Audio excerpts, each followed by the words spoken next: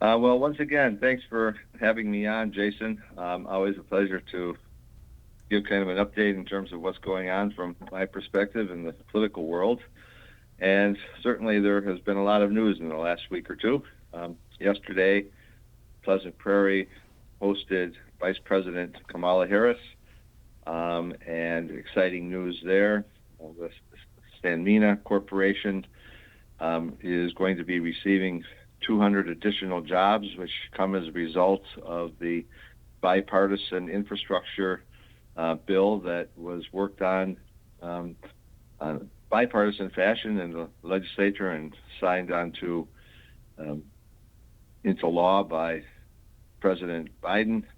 And I have to say, this is like really important stuff. The infrastructure bill not only fixes a lot of the roads and bridges, um, ports that are necessary to and long overdue in terms of being repaired, but also has a great goal of making sure that everybody in the country has broadband, affordable internet, and that's gone from what was once not that long ago to be kind of a luxury to something that everybody really has a need for. Farmers in Wisconsin and small businesses, and certainly students.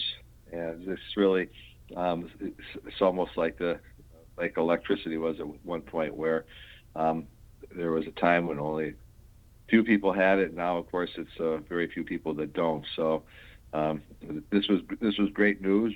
Great Finnish corporation has decided that as a result of that new bill to bring some jobs here to the United States, to as part of that broadband expansion. And Pleasant Prairie, not surprisingly, we have a great workforce in Wisconsin.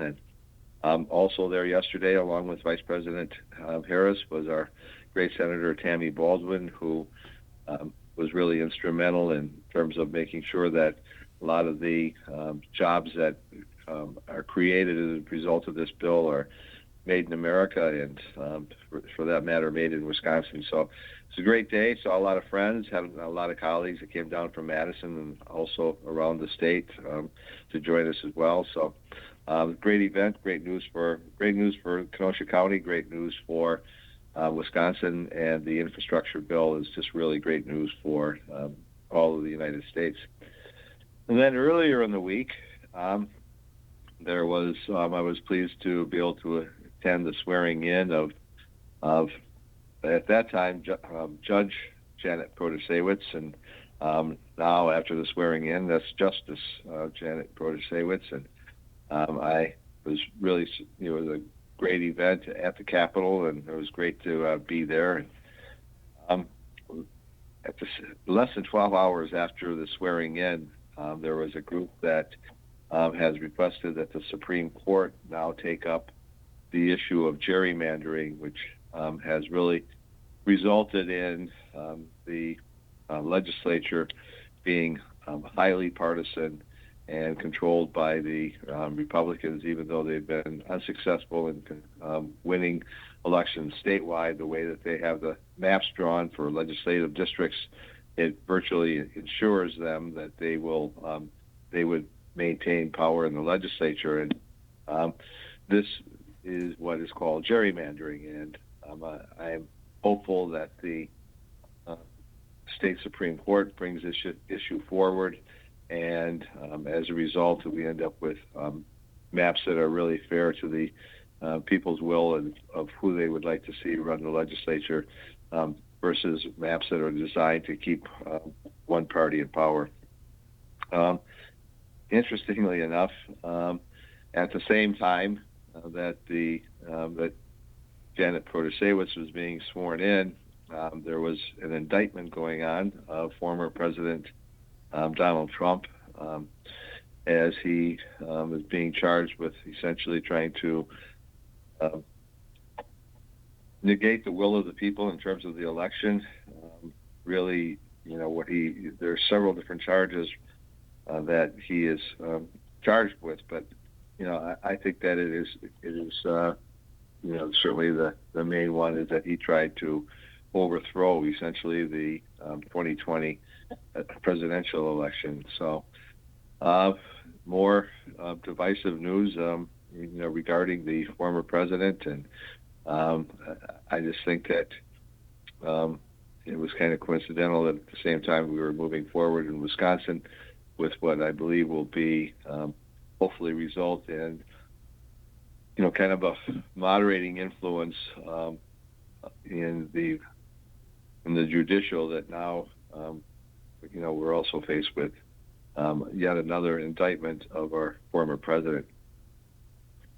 And let's see, back to the Supreme Court a little bit. I think that it is a safe bet that there will also be a proposal for them to hear whether or not the 1849 law regarding women's reproductive rights, whether or not that will be sustained. In 1849, just shortly after Wisconsin became a state, the men in that body, and of course they were only men. Women didn't even have the right to vote yet in 1849. It was obviously before the Civil War, so blacks were still property. Slavery had not been abolished, but one of the things that the legislature did and signed into law by the governor at the time was to make abortions illegal, and that's the law of the land now, and that includes cases of rape and incest. And I think that this is just really a travesty, and I hope that the Supreme Court can change that around. I think I mentioned last week that, or 2 weeks ago, that we're currently not doing any legislation, but I want to encourage people, if they have anything that they would like to talk to my office about. Our office is still certainly working on constituent issues, so feel free to call us at 608-266-0455.